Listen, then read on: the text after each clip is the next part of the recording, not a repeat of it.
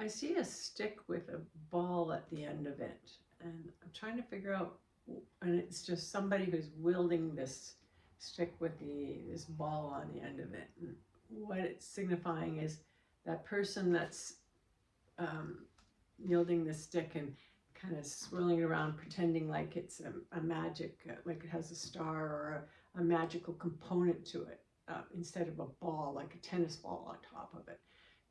It's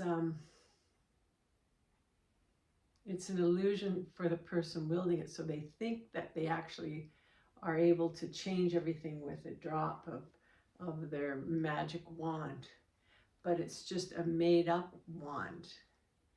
And the ball is something they would have, like a child's toy that they would have put on just a simple little metal stick that they found. And yet they, in their mind, are changing all these things around, and they can only change what they have control of, but they can't get behind the scenes and actually change uh, people's thoughts and who they are and how they react. You can change the surface and affect the most immediate surface, and in hopes of affecting the people after that, the row of people after that. And then there's a row of people after that, that first row affects the second row affects the third row of people. And it's an illusion that this person holds of himself, that he has almighty power, when he has just power that's very much his own made up stuff.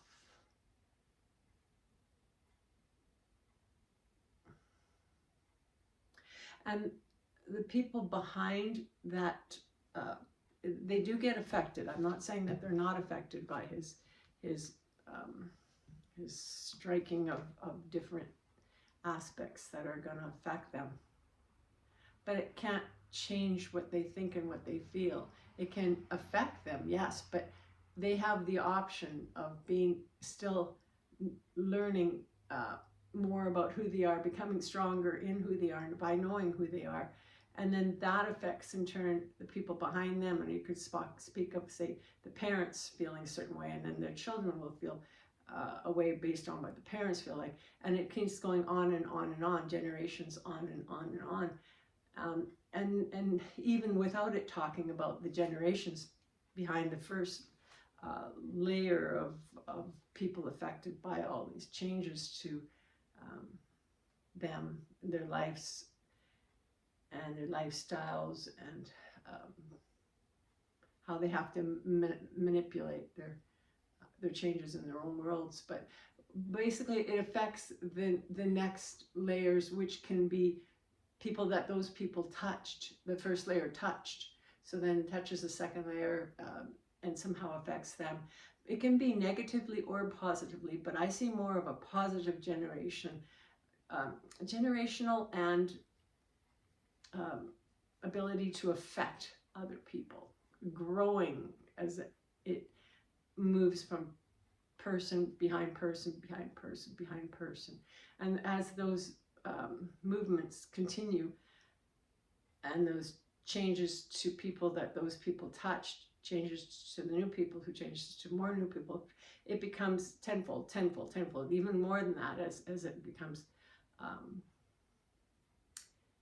a larger circle. And what that's doing is it's putting pressure on the person in the middle who's wielding this, what he thinks is a magic wand, but an invented toy of his. It's becoming more pushing in on that person who sits in the middle, just pushing it in, pushing it in, and having him affected by it, all of the pressures. And yet he continues to hit harder, but it's harder to hit once he starts gaining, or gaining, I wouldn't call it gaining, I'd call it feeling more of the pressures of these generations and lines of people that are all starting to get to know who they are, what they are going to do, what they're going to take, what they need to live, how they're going to change their lives, and how they are going to affect those around them. It's a beautiful thing, that watching how people affect people. And I guess that's really what this is about, not necessarily about the person in the middle, but the people in the circle. Layers of people. Yeah, thank you.